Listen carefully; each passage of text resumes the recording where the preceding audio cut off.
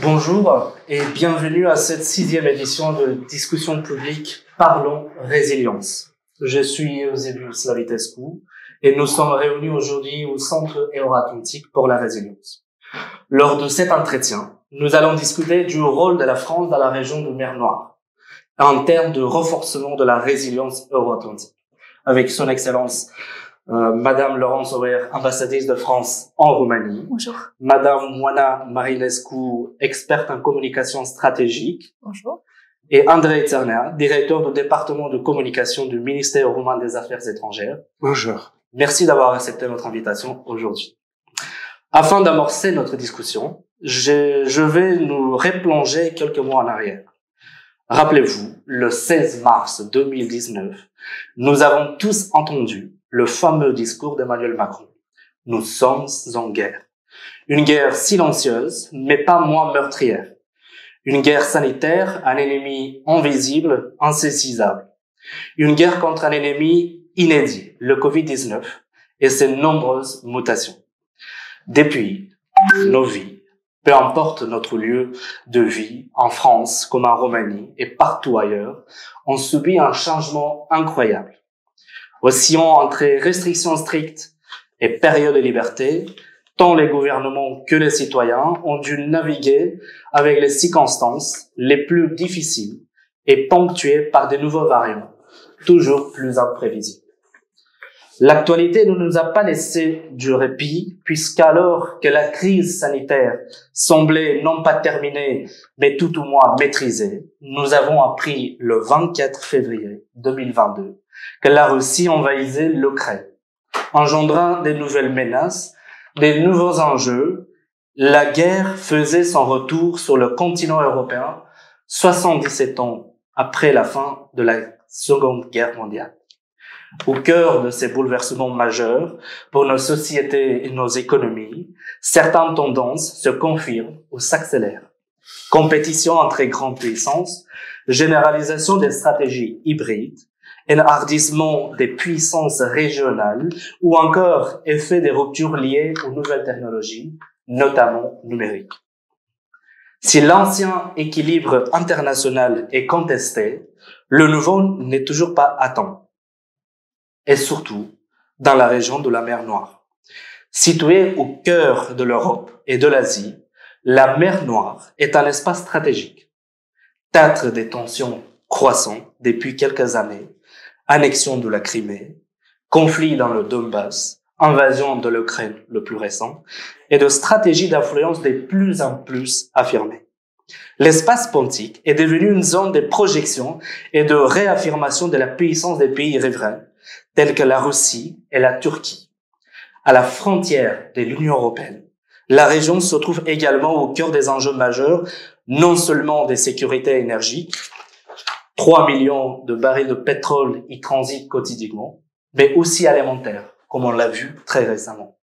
Dans ce contexte, la France et ses alliés de l'OTAN s'engagent au profit de stabilité régionale et du respect de la liberté de navigation, en renforçant leur présence militaire et en développant leur coopération bilatérale avec les partenaires de l'ASE. La France contribue ainsi à la protection des espaces aériens et maritimes de la région en procédant à de nombreuses escales en mer Noire. À Tchinkou, en Roumanie, l'armée française finalise sa principale base sur le flanc est de l'Europe, où, aujourd'hui, 750 soldats sont déployés. Nous allons procéder maintenant à la première question, qui va aussi pour Madame l'ambassadrice comme pour Andrei et Wana. Dans la revue stratégique nationale, telle qui a été lancée début novembre, présentée par Emmanuel Macron, ou Toulon, le terme résilience y est mentionné 37 fois. Que signifie la résilience pour la France? Quelle approche adopte-t-elle? Comment est compris l'effort de renforcement de la résilience nationale et en l'occurrence euro-atlantique dans le contexte actuel?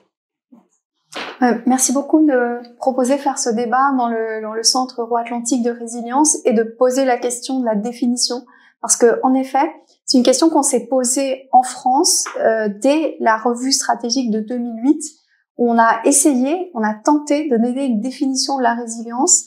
Je lis: la volonté et la capacité d'un pays, de la société et des pouvoirs publics à résister aux conséquences d'une agression, d'une catastrophe, puis à rétablir rapidement leur capacité à fonctionner normalement en tirant les leçons de la crise.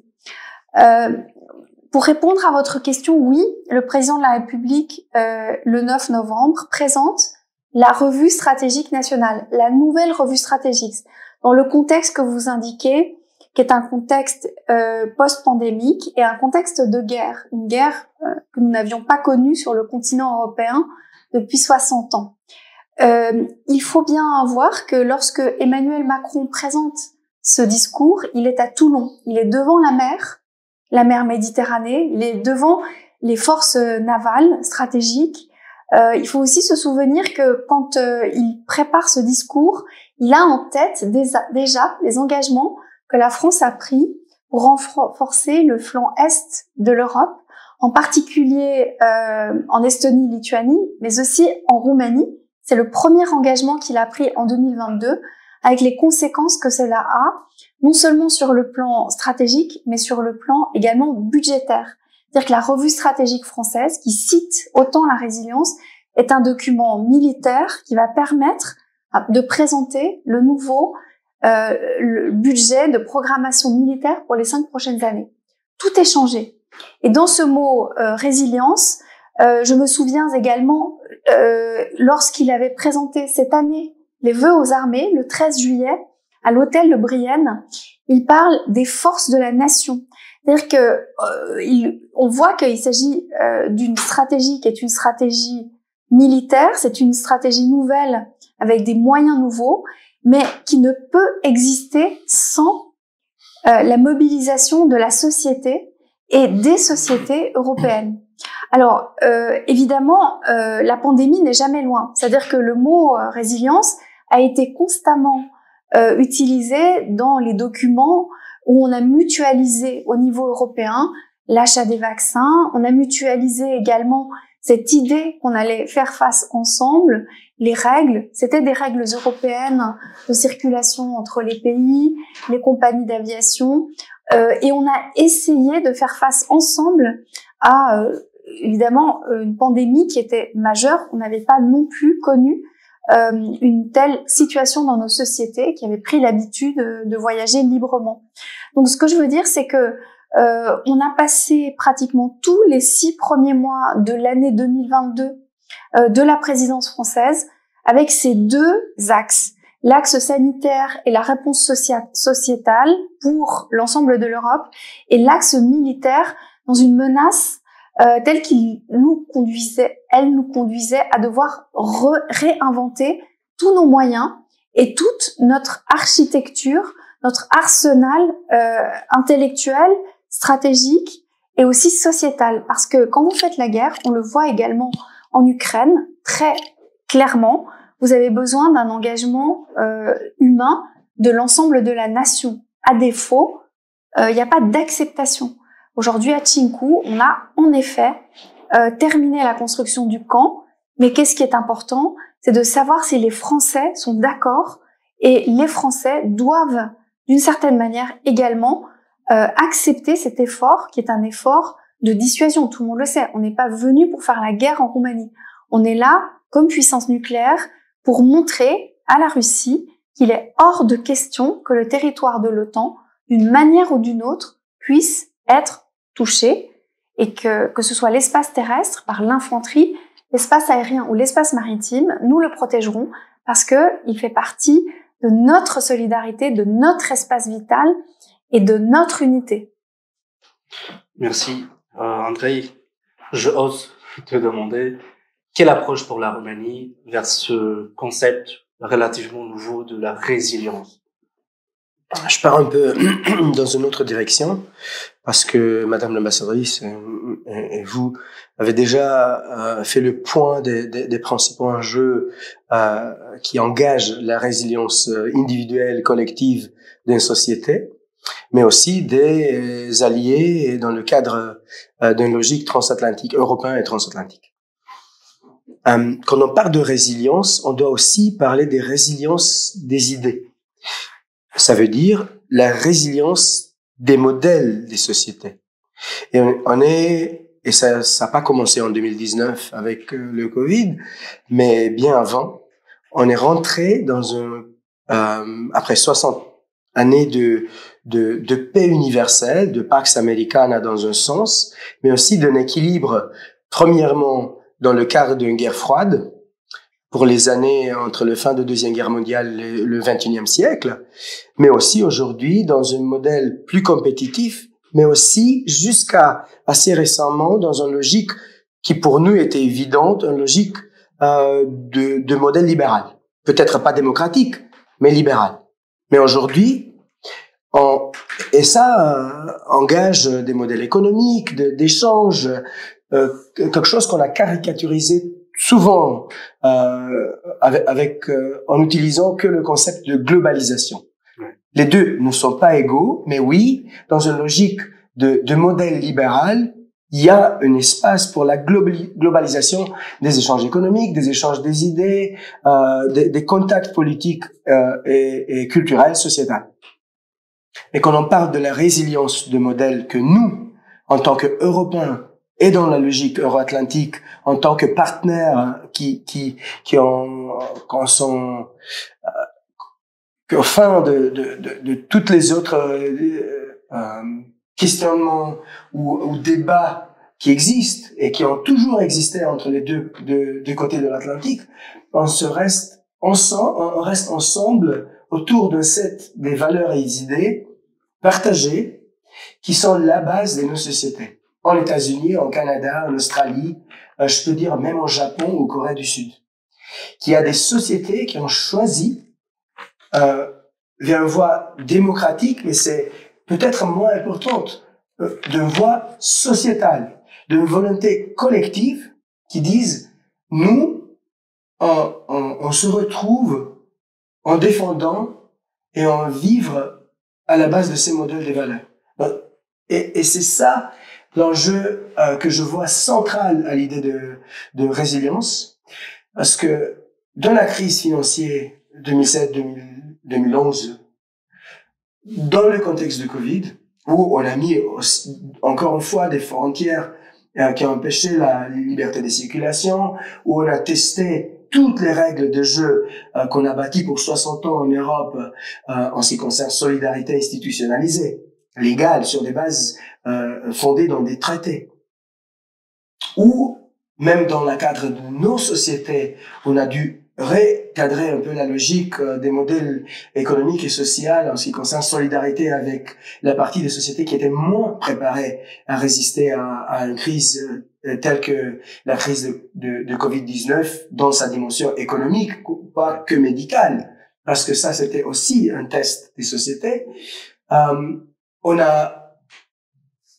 On se retrouve aujourd'hui plus puissante parce qu'on a testé les règles, on a testé les valeurs et on a choisi les valeurs contre les règles. Ça veut dire on a fait des nouvelles règles qui sont en train de défendre les valeurs plutôt que rester figé dans des règles qui, pour des raisons politiques ou d'une certaine façon de voir les choses au niveau européen, étaient considérées un peu comme intouchables.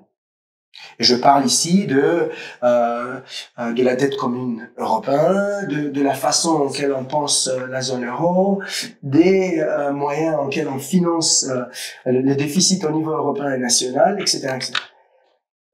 Tout ça pour dire qu'on est aujourd'hui dans un monde où nos sociétés, la société humaine au niveau global, mais nos sociétés démocratiques et libérales sont en face d'un challenge environnemental et de climat. Qui est la croissance des populations globales et les enjeux médicaux et même de façon de vivre qui s'imposent en tant que choix en ce qui concerne l'énergie, consommation des produits essentiels, de l'eau, de la nourriture, la production et la circulation de nourriture. On le voit dans la vulnérabilité des chaînes des transports des graines ou d'huile qui provient de l'Ukraine vers des pays, surtout de l'Afrique subsaharienne et le monde arabe, mais aussi de modèles politiques et de modèles, des systèmes, des idées à la base de nos sociétés, y compris la résilience démocratique et tous les enjeux en ce qui concerne la liberté d'expression, la liberté de protester, la liberté d'avoir une vraie société civile, un dialogue entre le pouvoir et les citoyens. Tout ça, c'est des enjeux qui concernent C'est très intéressant puisque vous évoquez les valeurs à la notion de résilience. Et vous faites un lien très fort entre les deux. Madame Wana, d'une manière très pratique, quand on parle de la résilience, qu'est-ce que vous vient à l'esprit? Bon, il y a, pour continuer les idées que Madame l'ambassadrice André ont formulées, en fait, je mettrai le point sur l'accent sur deux mots clés. L'acceptation de la société, le fait que les gens doivent accepter que pendant des périodes de crise, ils doivent payer un prix, ils doivent accepter des changements dans leur style de vie et ils doivent comprendre pourquoi. Pourquoi faire ça? Quel est le gain?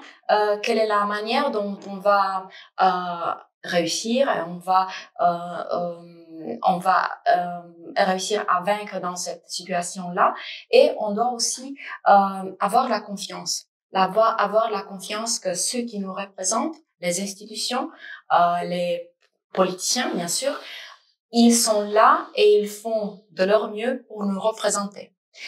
Et donc, moi, je pense que demander d'une société d'accepter des mesures plus dures pendant une période de crise, sans leur offrir la confiance, c'est presque impossible. Ou bien c'est quelque chose qui marche pour un certain délai et puis ça ne marche plus. On a même une réaction d'opposition. On voit comment les gens se révoltent et ils ne respectent aucune règle, ainsi de suite. Puis, je suis d'accord avec ce que André a dit, cette importance des valeurs démocratiques pour la résilience. Et pour lier ces deux mots-clés, l'acceptation et les valeurs, je pense que c'est essentiel pour la résilience de commencer avant la situation de crise, tout en éduquant la société pour comprendre ce que les valeurs démocratiques sont.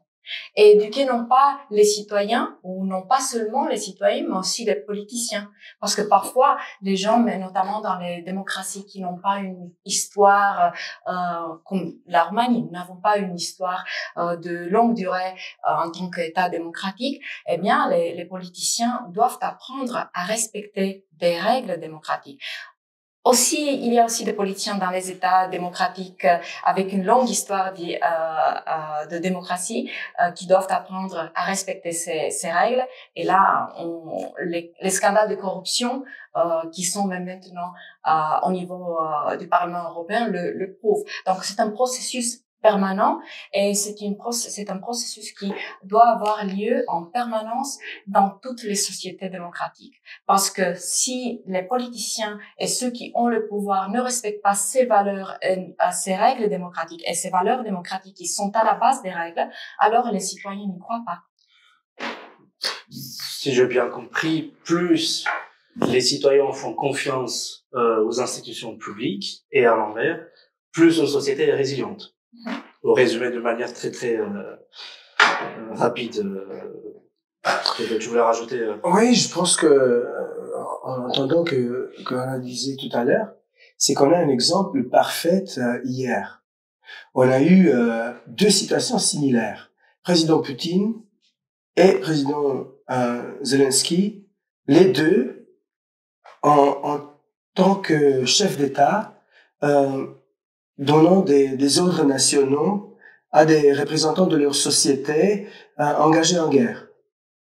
Dans un cadre, on a eu tout un spectacle très typique kremlinien, tout dirigé au cœur même des chambres dorées du pouvoir du Kremlin. Dans l'autre, dans la ville de Bakhmout, qui est le point focal d'un conflit inimaginable, comme vous le disiez tout à l'heure, Madame l'ambassadrice, où la guerre de cette façon se retourne en Europe d'une façon impossible d'éviter. Ça veut dire que nos sociétés sont déjà en train d'être tous affectées, impactées. Et là, on a deux images qui parlent du mécanisme en quel le pouvoir, la hiérarchie politique d'un système fait ses choix visibles. Dans un cadre vertical de pouvoir, un système autoritaire où le pouvoir est plus important, l'autre, un système citoyen, presque, on est presque dans la logique grecque, athénien, du chef d'État en tant que citoyen, au cœur même de ces guerriers en situation de guerre sur le front, mais les deux octroyant les signes de pouvoir, la reconnaissance du peuple. Un est crédible, l'autre c'est un exercice potemkien, si je me peux permettre, un exercice qui n'a plus de valeur. Et c'est ça le test, pas que pour les chefs d'État, mais pour toutes les hommes et les femmes qui font la politique dans la société actuelle, dans ce contexte de la résilience même de nos sociétés qui est basée sur la résilience de nos modèles politiques. Madame l'ambassadrice, du point de vue du renforcement de la résilience euro-atlantique dans la région de mer Noire, et compte tenu de la volonté exprimée par la France à plusieurs reprises d'accroître sa présence sur le flanc Est, et dans le contexte de menaces dans le voisinage immédiat, que pouvons-nous attendre davantage d'elle sur ce sujet? Alors, tout d'abord, on attend l'unité sans faille, on attend la solidarité sans faille. C'est-à-dire que pour aller exactement dans le sens d'Andrei Tsernea et de Ana Marinescu, je dirais que ce qui a été déterminant, puisque nos sociétés ont dû mettre de côté à un moment donné certains principes de liberté ou certains principes de libre choix, parce que face à la guerre, il fallait des réponses collectives. Il fallait qu'on soit en mesure d'avoir un discours cohérent et global partout en Europe. Et aussi, du côté français, ce qui a été très important, c'est que nous ayons un discours cohérent entre l'Union européenne et l'OTAN. Comme vous le savez, souvent, nous étions vus comme le pays qui voulait faire l'armée européenne, alors que, vous le savez, l'Europe de la défense se construit petit à petit. Il s'est construit sur les missions humanitaires. Il s'est pas construit contre l'OTAN. Il s'est pas construit contre les missions des Nations Unies. Et avec la Roumanie, on avait cette entente exceptionnelle. L'armée roumaine était avec nous dans la MINUSMA, par exemple, au Sahel. Et je dirais que on a échangé et on s'est rendu compte que on apportait à l'autre votre connaissance de la menace en mer Noire, et nous, notre manière de concevoir, alors ça a beaucoup été discuté, hein, la souveraineté, c'est ma prochaine question. La construction d'un espace européen de sécurité. Moi, je vois que c'est encore une notion en devenir.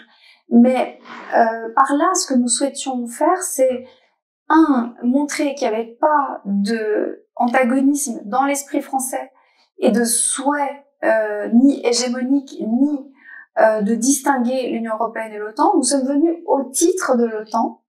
Et deuxièmement, que on voulait construire ensemble, en partenariat, avec des pays. La Roumanie, évidemment, en fait partie.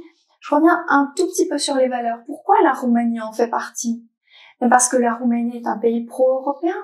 Parce que la Roumanie prend des dispositions qui sont conformes aux valeurs européennes, parce que la Roumanie est ancrée dans l'action collective, que quand on dégage des majorités qualifiées, y compris sur des sujets très compliqués comme le changement climatique, la décarbonation, on l'a encore vu ce week-end, mais la Roumanie est toujours du côté européen, vers le consensus. Donc, c'était important pour différentes raisons militaire et stratégique. Je pense à la lutte contre la cybersécurité. Nos entreprises aussi sont ici, elles sont en Roumanie. Et parce que la menace cyber, elle vient de Russie. Vous connaissez la Russie? Parce que les outils qui sont utilisés dans la déstabilisation du continent européen, vous les connaissez, vous êtes les voisins. Bon. Et donc tout ça pour vous dire, la mer Noire est redevenue après 2015. On a mis du temps, on était en train d'ouvrir une base dans les pays baltes. On a toujours considéré, j'y étais, au Conseil européen qui a décidé qu'on mettait les pays baltes dans l'Union européenne, on a toujours considéré que c'était Kaliningrad qui était dangereux. Donc ne dites pas que la France a oublié la mer Noire. La France n'a jamais oublié la mer Noire. Nous étions, comme vous le savez, membres de la commission internationale du Danube. Nous avons fait les escales. Mais c'est vrai que après 2015, on a pris des sanctions, mais on a tous été saisis de savoir comment cet espace régi par la Convention de Montreux allait pouvoir fonctionner avec un arsenal militaire en face de nous. La décision qu'a prise le président de la République en janvier, c'est une décision hyper claire. C'est l'OTAN. On vient faire notre travail, c'est-à-dire en tant que membre fondateur de l'OTAN, doté de l'arme nucléaire et connaissant la mer Noire, ayant les moyens d'utiliser les trois mécanismes de dissuasion, les avions, évidemment les forces navales, y compris si elles sont postées en Méditerranée, on sait qu'on peut venir rapidement, et l'infanterie. Donc cette décision-là, elle se fait dans ce contexte. Et puis après le mois de janvier, on a aussi mis en place pendant la présidence française au sommet de Versailles les autres éléments de la résilience. Donc évidemment les mesures d'urgence sur l'énergie et les mesures d'urgence, comme le disait Andrei, sur la connectivité, le transport des céréales. On est dans une guerre conventionnelle avec des menaces hybrides et l'ennemi est en permanence en train de jouer sur des risques non militaires. C'est-à-dire que comme vous le savez, en Biélorussie, ce sont les êtres humains qui ont été utilisés comme armes. Ça pourrait encore être le cas aujourd'hui, on a peur. La menace, elle est en permanence hybride. Donc, nous, évidemment, on est très fiers, nous, Français, d'avoir pu jouer ce rôle double, civil et militaire, OTAN, Union européenne, et d'avoir fait le travail aussi sur l'élargissement. Parce que vous le savez, on revient, c'est prévu. On a aussi eu ce changement de matrice. Nous, Français, on était réticents, on pensait que si on élargissait, on diluait. Et on a fait un travail psychanalytique sur la diplomatie française en tant que telle, pour être en mesure de changer les critères de Copenhague sur l'élargissement. Et vous voyez le résultat à ce dernier Conseil européen. On reconnaît le statut à la Bosnie, on reconnaît la possibilité aujourd'hui pour des pays comme le Kosovo d'avoir une perspective européenne. On fait une plateforme d'aide à la Moldavie depuis la France. Et bon, c'est tout le reste encore qui reste à faire. Il faut que nous voyons que les citoyens français situent où se trouve la Moldavie, où se situe le Danube, où se situe la mer Noire. Ça va, évidemment, c'est un travail de spécialistes, mais c'est aussi un travail des politiques.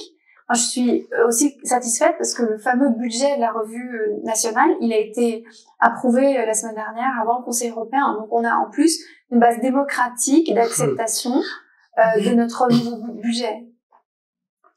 Puisque vous avez le rajouté, oui. Je veux encore une fois revenir à ce que Rwanda disait tout à l'heure. Elle parlait de pédagogie de la résilience, d'une éducation démocratique, tu disais, qui était essentielle avant la crise. Et on se retrouve aujourd'hui dans un processus lequel vous parlez, Madame l'ambassadrice, où la France, mais également des autres pays européens, y compris la Roumanie, sont en train de préparer l'Union européenne, l'OTAN et nous-mêmes, au niveau national, de préparer les moyens politiques et légaux pour résister, pour avoir plus de résilience militaire, économique, etc. Mais il y a aussi cette dimension que vous évoquez. On a besoin de nos citoyens. On a besoin d'éduquer les sociétés. On a une guerre qui, d'un côté, est inévitable dans le sens que inévitable de le voir, évidente, marquée, présente, mais qui est interprétée de façon très différente par le public parce que dans le contexte d'une société libre, tous les idées, tous les débats, y compris la désinformation et la propagande fonctionnent. Et je parle pas que la propagande extérieure, mais la démocratie a toujours des ennemis aussi dans le sein des sociétés démocratiques. Et c'est pas nouveau, c'était toujours le cas. Et là, on est dans un train où les vulnérabilités intrinsèques de nos sociétés, qui sont aussi nos valeurs les plus importantes, la valeur d'une société libre, d'une société ouverte, d'une société avec un débat libre, avec un choix libre des pouvoirs politiques, tout ça, c'est des vulnérabilités. Et la tentation est toujours là de voir des mécanismes illibéraux et autoritaires qui marchent mieux, qui ne montrent des exemples économiques ou de sociétés qui sont parfaites. Mais on le voit aujourd'hui que n'est jamais le cas. On voit avec le Covid, y compris en Chine, on le voit avec le conflit créé par la Russie en Ukraine, qui n'a pas commencé en février 2022, mais bien avant, avec l'occupation de la Crimée et d'une partie de Donbass. Et là, on se retrouve avec une obligation sociétale d'une pédagogie européenne. Je viens à Romain Gary et son éducation européenne, un livre écrit dans le temps de guerre, quand il était pilote d'avion de chasse en Grande-Bretagne en tant que force libre française sous le général de Gaulle. Et lui était un de ces écrivains qui avait déjà, qui était en train et c'est le génie d'un écrivain qui était aussi diplomate, etc., qui voit cette nécessité après la guerre. Que l'Europe n'est pas la France, n'est pas l'Allemagne, n'est pas la Roumanie, c'est tous ensemble. Avec nos différences et parfois nos conflits, nos visions différentes. Mais là, on a besoin de cette éducation européenne pour revenir à une vraie résilience continentale de toute l'Europe. Puisque vous avez évoqué tout à l'heure le concept de l'autonomie stratégique. Servez-vous, madame l'ambassadrice. Maintenant, après, je reviens vite fait. Cette concept, c'est vrai qu'il a fait débat dans toutes les capitales de l'Europe, même ailleurs, et c'est un débat nécessaire. Toutes les discussions, tous les débats d'ailleurs sont très positifs. Est-ce que ce concept est-il un élément qui renforce la résilience et la sécurité euro-atlantique dans notre région, en mer Noire surtout? Alors, c'est vrai que autant le mot résilience est un peu vague et suscite des ouvertures extrêmes, le mot autonomie stratégique, d'une manière générale, est compliqué à proposer parce que il a été souvent beaucoup utilisé. Par exemple, nous, dans la présidence française, à un moment donné, on avait le mot autonomie et on l'a enlevé de nos lignes de discussion parce qu'il était mal compris.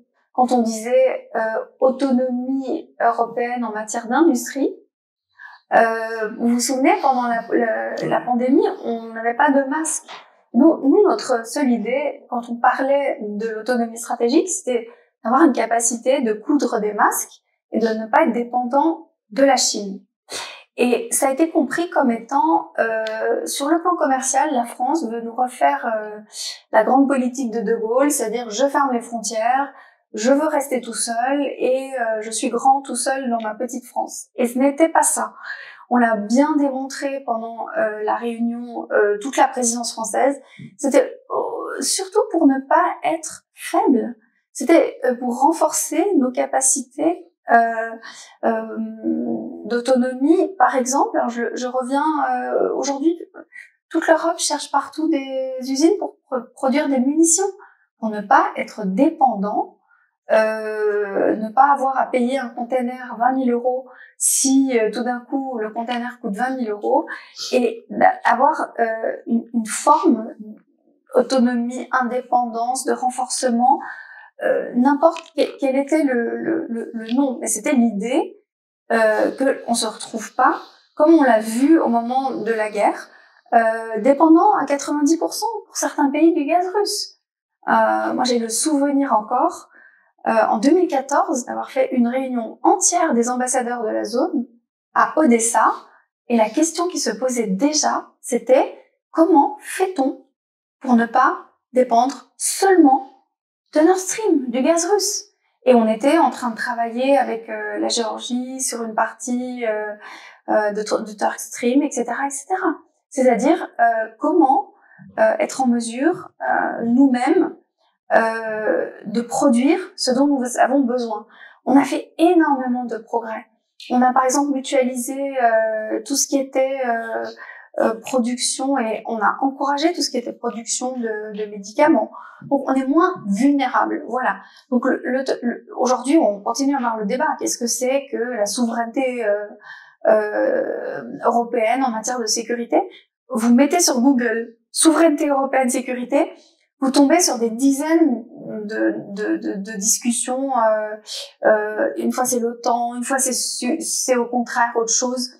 Je crois que là, pour le coup, l'idée française est assez simple et elle a été unanimement suivie par les uns et les autres. Une agence pour la prévention des pandémies, une agence pour la cybersécurité qui doit être accueillie ici, un renforcement de Frontex et des règles commerciales en bonne intelligence, le marché du carbone. Il n'y a pas de raison que nous, on applique des normes environnementales très strictes et que nos produits soient pénalisés par cela, parce que ça coûte plus cher d'avoir des normes environnementales, des normes basses pour le consommateur, mais que par contre, la frontière soit poreuse pour faire venir des produits qui ne respectent pas les mêmes normes. Tout ça, voilà, c'était tout ça. En tant que, d'un point de vue, justement, j'allais vous poser la question, d'un point de vue du bénéficiaire de la sécurité, comment voyez-vous ce débat sur la souveraineté européenne? Bon, tout d'abord, je pense que tous ces concepts dont Madame l'ambassadrice a parlé, je l'écoutais, je le mettais aussi dans un contexte plus large du débat public et des réactions qui sont apparues dans l'espace public au fur et à mesure des crises, et même dans le contexte de la guerre en Ukraine, et aussi dans le contexte de la guerre informationnelle à l'intérieur de laquelle nous trouvons tous. Il y a deux points au moins que je voudrais faire. C'est tout d'abord, c'est l'importance de bien communiquer les politiques publiques nouvelles et ce changement d'approche, parce que nous sommes en fait dans une période dans laquelle nous repensons la manière dont nous faisons des choses dans tous ces domaines dont Madame l'ambassadrice aussi Andrea en parlait, et il y a même encore plus. En fait, nous rechangeons toute l'approche que nous avons envers notre style de vie, envers notre société, envers la manière dont nous faisons du business. Et regardez les décisions que les grandes enseignes ont dû faire après le début de la guerre en Ukraine. Ils ont dû quitter la Russie, perdre de l'argent, et ainsi de suite. Donc, on est tous dans cette situation où nous repensons notre style de vie et la manière dont nous comprenons et nous organisons notre vie. D'autre côté, c'est cette idée même de débat que, de nouveau, Madame l'ambassadrice a si bien présenté ici. Du point de vue de la communication et de l'image publique, parfois, il y a des gens qui n'ont pas cette, disons, compréhension des procédures européennes, de la manière dont les choses sont faites, et ainsi de suite. Ils disent « Ah ben voilà, ils parlent tellement et ils ne font rien, ils ne savent rien. » Et c'est pour ça, c'est dans ce moment-là où les gens ne comprennent pas la valeur du débat et la manière dont ce débat prend lieu, que le charme de l'autoritarisme, l'ordre Oui, c'est ça. On commence à être attiré par l'ordre qu'un État ou une approche autoritariste nous propose. Et c'est à ce moment-là que c'est la propagande de Russie ou bien de la Chine viennent et nous disent l'Europe est faible. Et vous écoutez cette thème, vous la trouvez dans les médias, hein, dans tous les pays, non pas seulement en Roumanie, ou bien on peut dire, les journalistes peut-être n'ont pas une telle culture européenne, mais non, mais c'est à travers des médias. L'Europe est faible. L'Europe ne peut pas prendre des décisions. Ils discutent. Mais non, mais c'est le débat démocratique, c'est la réflexion. Et c'est ça, l'endroit où bien, du point de vue de la communication stratégique, les institutions, que ce soit des institutions nationales ou bien des institutions européennes ou bien l'OTAN, ils doivent, tous ces acteurs doivent intervenir et expliquer, communiquer, gagner la confiance. En retour, justement, puisque vous êtes aussi un expert en communication stratégique, sur cette dimension de propagande des informations, on en parle beaucoup, mais est-ce que l'Europe doit parler plus? Est-ce que l'Europe peut parler mieux? Oui, la réponse est oui pour les deux questions. Je pense que c'est très bien que l'Europe a développé ses politiques de communication stratégique et de protection contre la désinformation. Je sais que même dans la revue nationale stratégique de la France, c'est un point qui souligne cet aspect qui est très important aussi pour la France. Et ça, c'est très bien. Et je pense aussi que la Roumanie devrait faire plus de ce point de vue, parce qu'on voit tellement de thèmes de la propagande qui domine l'espace public roumain. Et du point de vue de la communication institutionnelle au niveau européen, oui, on doit faire plus. On doit arriver à trouver ces solutions-là, de faire comprendre aux citoyens européens la valeur ajoutée. Mais une valeur ajoutée très pratique. De voir comment l'Europe, je dis, tout ce que l'Europe comprend, toutes ces politiques, toutes les mesures qui sont prises pour défendre, pour construire cet espace européen et pour régler la vie des citoyens, eh bien, comment ces choses sont faites et comment ils gagnent, les citoyens gagnent suite à ces mesures, à ces politiques qui sont élaborées et promues au niveau européen. De ce point de vue, malheureusement, il y a des fois, de ce que j'ai vu, il y a des fois un conflit entre le discours politique national et le discours européen. Et bien sûr, les politiciens nationaux, ils sont plus visibles dans un espace public national et ils peuvent dominer l'agenda européen. Et là, c'est un vrai challenge pour les institutions européennes d'arriver de faire leur voix écoutée, entendue, alors que des politiciens nationaux peuvent être très visibles et très agressifs ou bien semer le manque de confiance. On a des temps de problèmes à cause de Bruxelles. C'est le plus facile en tout cas. Oui, c'est très facile, on peut tous faire ça. Voilà. Le 17 juin 2022, la République de Moldavie et l'Ukraine ont obtenu le statut de pays candidat. Et la France a joué un rôle assez particulier. En septembre ou octobre, on a eu ici présent l'ambassadeur de la République de Moldavie, et c'est lui qui a évoqué le rôle de la France dans ce processus. Il s'agit de la première étape de l'intégration européenne de ces deux pays dans l'Union européenne. Quelle est la vision de la France sur l'élargissement de l'Union européenne à l'Est et aux Balkans occidentaux aujourd'hui? Alors, vu de Bucarest, je peux vous dire déjà, la France est en faveur de l'élargissement de Schengen. Dès le début de la présidence française, avec le ministre qui présidait le Conseil JAI, qui est venu vérifier la frontière. Et il se trouve que le 10 mars, lorsqu'il est venu, il était avec le directeur de Frontex. L'objectif était d'avoir un paquet d'élargissement qui passait aussi par l'élargissement de l'OTAN. Vous savez, pendant longtemps, ces pays-là, Suède et Finlande, n'étaient pas forcément... nous faisons partie d'un trio désormais de présidence. Et c'est la Suède qui fait suite à la République tchèque et à la France. Et on est extrêmement alignés sur ces questions d'élargissement, tous. Et on est aussi alignés sur le lien entre OTAN et Union européenne. Et je dirais comme Ohana que c'est très bien. Parce que il y a pas seulement de l'autoritarisme qui est un risque pour les sociétés démocratiques ou la désinformation, il y a aussi la démagogie, le populisme, les idées reçues. Combien de fois mes visiteurs français arrivent à Bucarest ou à Sibiu et me disent « Ah, mais c'est comme ça la Roumanie ?» Ah, oubliez vos clichés. Et comme dirait Andrei, on a eu beau faire toute une saison culturelle avec les clichés, comme fer de lance, c'est-à-dire lutter contre le cliché, on a encore du travail à faire. Donc, pour vous dire, sur l'élargissement, je l'ai déjà expliqué des dizaines de fois, l'important, c'est de trouver un consensus. Trouver un consensus, c'est pas une petite matière, parce que derrière, il y a toutes les démagogies possibles. Mais si on va élargir, ça va coûter plus cher. Ah, mais si on élargit, on va poser un risque sur les frontières, l'asile. Bon, donc heureusement, pendant toute la présidence française, on a tenu sur une ligne où on faisait tous les élargissements en même temps. Donc le 17 juin, on a cette décision 3 jours après que le président de la République, Olaf Scholz, le président Iohannis aient été à Kiev.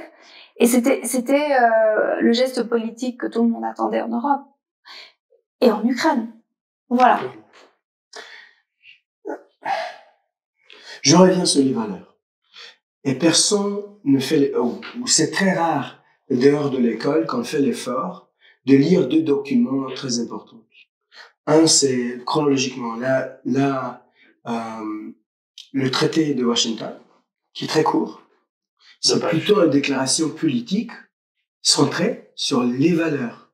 L'OTAN est là pour défendre des territoires et des citoyens, mais dans le nom de certaines valeurs. Et ça veut dire aussi que c'est un espace ouvert, que le principe des portes ouvertes de l'OTAN était inscrit dès le début dans ces documents, parce que dans sa vision, l'OTAN, qui va devenir ce qui va devenir l'OTAN, mais le traité de Nord-Atlantique est basé sur le principe que tout pays avec une vocation démocratique et une volonté démocratique, une volonté qui doit être impérativement souverain, peuvent accéder à l'OTAN. Je reviens, parce que l'autre, c'est la déclaration Schuman, aussi un document politique, qui est aussi centré sur des principes et des valeurs fondamentaux à nous, Européens, et sans comprendre à quel point ces valeurs sont nos styles de vie. Nos styles de vie n'est pas que dans la cuisine ou dans les façons en lesquelles on célèbre des fêtes. La blouse roumaine, quand même. Je sais que mais je reviens, mais la culture européenne où on partage nos différences, où on met ensemble nos différences pour faire pas un mélange, mais un espace commun où nos valeurs et nos pratiques sont en dialogue permanent, se moulent un vers l'autre, se changent en permanence, y compris avec l'immigration, etc. C'était toujours, si l'Europe est une création de quelque chose, c'est la rencontre entre l'espace méditerranéen et l'espace nord-européen. On est là. Mais aussi l'Occident et l'Orient qui ont toujours formé cet espace. Et pourquoi ces 2 documents sont importants? C'est que souvent les critiques d'OTAN ou des principes démocratiques de nos sociétés parlent de souveraineté comme une valeur alternative, comme si c'était quelque chose d'autre. Quand enfin, l'Union européenne et l'OTAN sont là pour défendre la souveraineté. Une souveraineté qui est plus fort ensemble, plus fort quand on est entouré des alliés. C'est pas un mécanisme qui diminue la souveraineté nationale, mais qui l'exprime d'une façon plus puissante, plus permanente, plus résiliente. Et là, on est en train de le tester. À Chinku, dans le système européen en fin de la journée, autour de transport des graines. Et là, on le verra au fur et à mesure dans les années qui viennent, c'est pas quelque chose qu'on peut dire à point barre, c'est terminé. C'est un processus. Ça veut dire, on va être toujours en train de bâtir une autre Europe, un autre temps. Mais on revient toujours à ces valeurs qui sont présentes dans le traité de l'Atlantique du Nord, le traité de Washington, et dans la Déclaration Schuman. Pour regarder un petit peu ces valeurs d'une autre perspective, on est dans cette guerre asymétrique que la Russie et aussi la Chine mènent contre ce monde démocratique.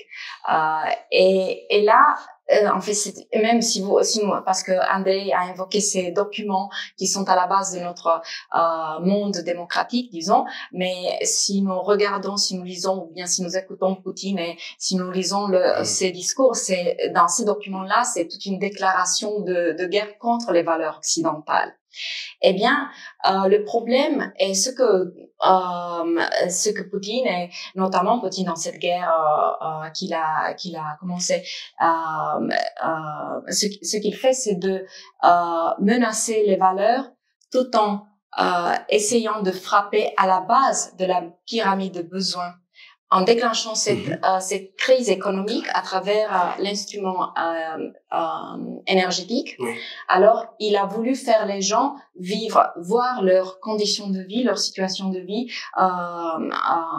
être en péril, et c'est à travers effectivement la pauvreté.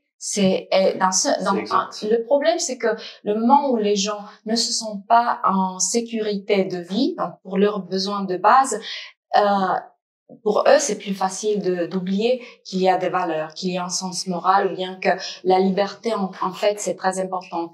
Eux, ils pensent, bon, oui, c'est bien, c'est beau d'être libre, mais moi, je dois nourrir mes enfants, je dois gagner mon argent, mon salaire, je n'ai plus où travailler, ainsi de suite. C'est ça, en fait, l'enjeu de la crise économique et énergétique que la Russie veut déclencher en Europe. Et du point de vue de la communication stratégique, ce que je ferais, c'était effectivement de communiquer envers les citoyens européens, et non pas uniquement européens, que oui, on est dans une période très difficile du point de vue économique.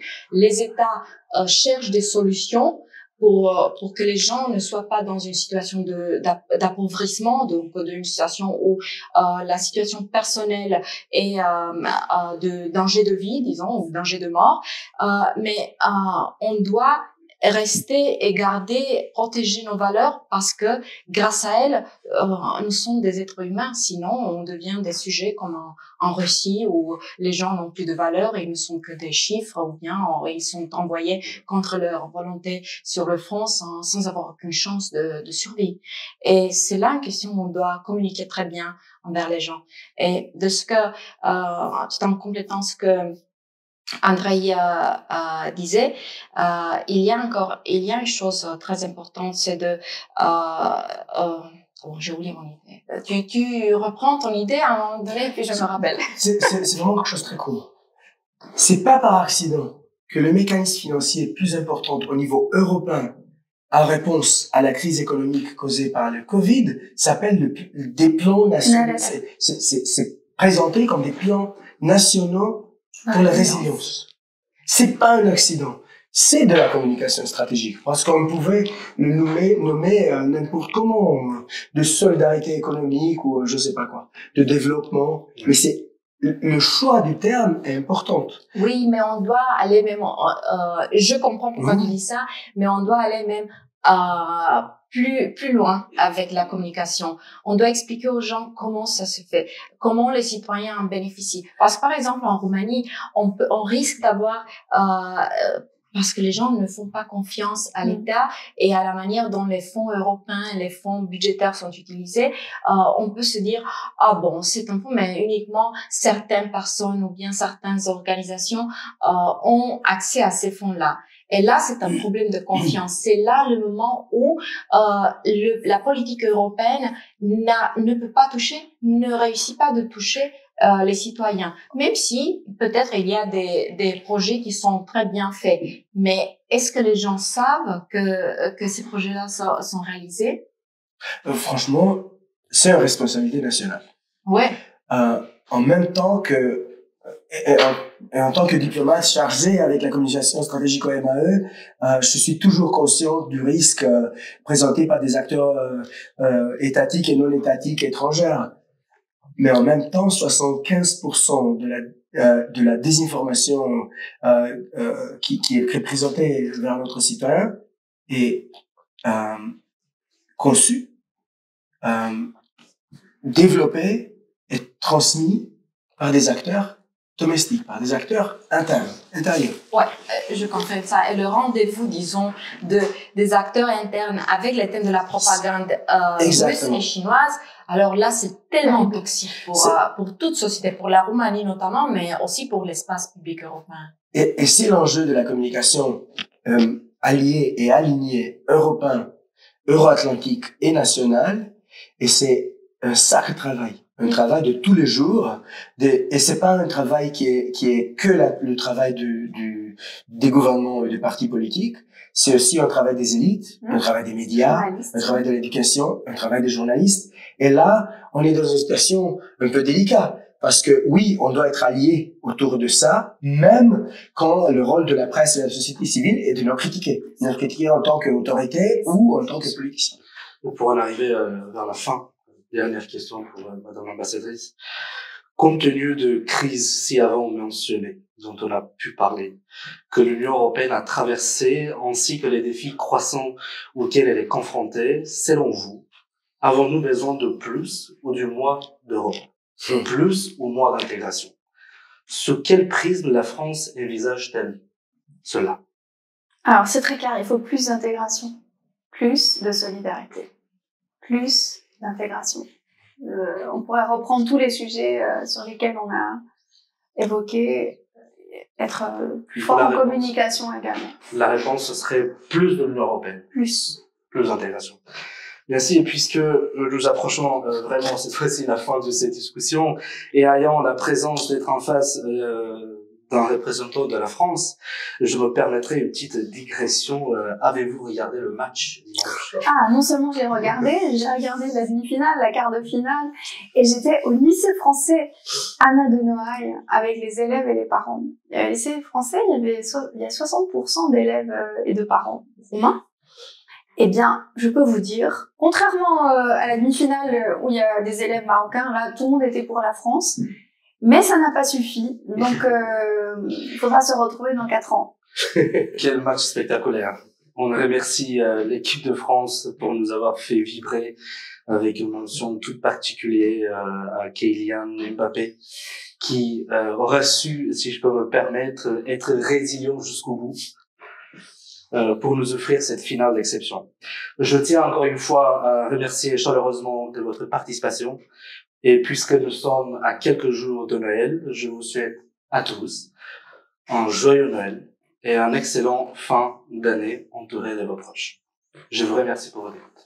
Merci au Centre de résilience. Merci beaucoup. Merci.